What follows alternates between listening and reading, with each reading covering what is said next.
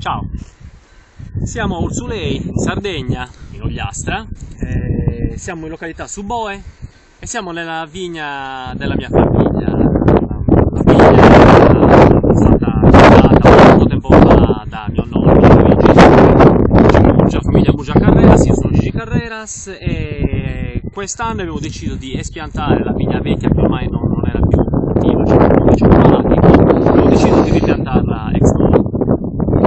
Abbiamo piantato 465 barbatelle di vite da vino, delle quali 415 di Cannonau e 50 di Muristellu o Bovaleddu. Siamo nella prima fase di vegetazione della vigna. Come possiamo vedere, avviciniamoci, le barbatelle hanno attecchito, sono quasi tutte germogliate, possiamo vedere una ripresa lungo tutto il filare. Adesso stiamo operando una pulizia dell'erbaccia che sta crescendo, dopodiché faremo una rattura. In particolare interessante perché si vede qua che nella barbatella c'è un punto, al di sotto dell'innesto, c'è un ritorno di germoglio della vite americana che naturalmente provvediamo a staccare perché toglie nutrimento alla vite.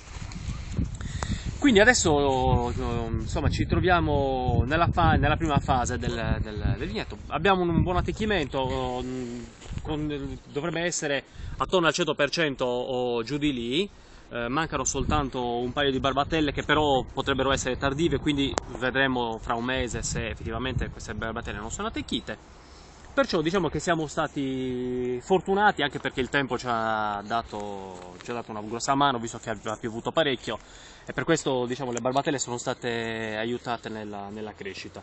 Adesso continuiamo a pulire il vigneto e quindi diamo appuntamento tra un mese, quando incominceremo a fare la potatura al verde. Alla prossima!